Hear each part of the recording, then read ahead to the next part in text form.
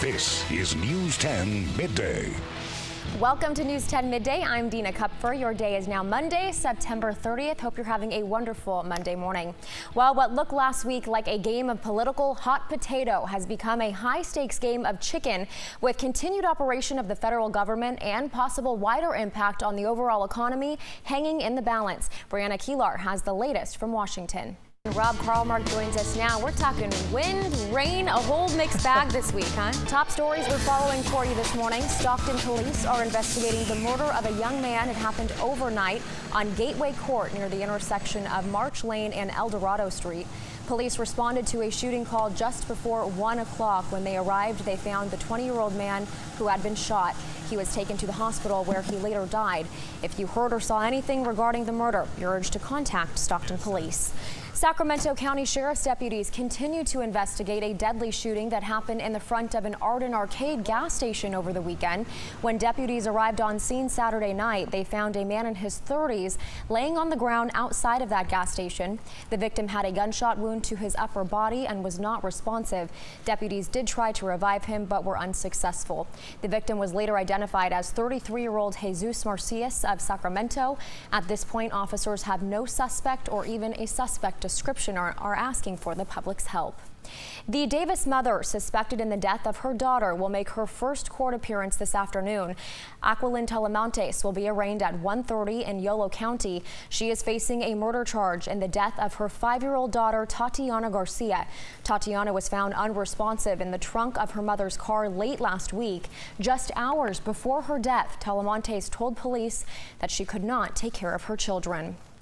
Flames destroyed an Antelope Little League building next to Dudley Elementary School on Sunday afternoon. The fire wiped out the Antelope Little League snack bar and storage facility. According to firefighters, arsonists set the portable bathroom on fire around 2:30 yesterday afternoon.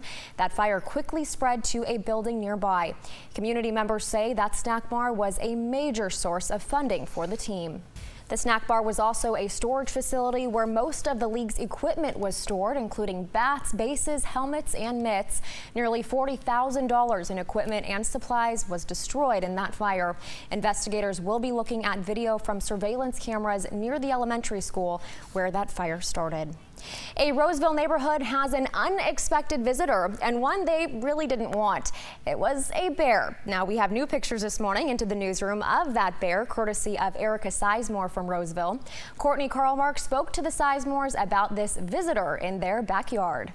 In other news this morning, thousands of diehard car fans descending on one tiny Nebraska town this weekend for the mother of all car auctions. So what makes it so special?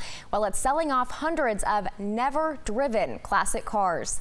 The brand new cars are part of a former Chevy dealer Ray Lambert's car collection. He believed in only selling the latest cars, and so when new models rolled in, the old ones were put in storage. He then kept every single used car and never traded them in. Car collectors across the world were on hand to try and get their hands on those vintage hot rods. And by the way, the most expensive car sold, a 1958 Camaro pickup truck. It went for $140,000 and it had just 1 mile on it, never driven for 55 years. Pretty impressive. For over 50 years, the family circus has graced the pages of American newspapers. It chronicles the life in a typical American family, including Mom, Dad, Billy, Dolly, Jeffy, and PJ. We've all heard the characters, and now the creator, Bill Keane, they're about to be honored with their likeness captured in bronze. Scott Light has the story. Still ahead this morning on News 10 Midday, less soda, more apples. Computers, that is. We'll tell you what the tech giant did to Coca-Cola, and it's something that has not happened in 13 years. And the family circus, how the beloved American comic is about to be honored in bronze. Details when News 10 Midday returns.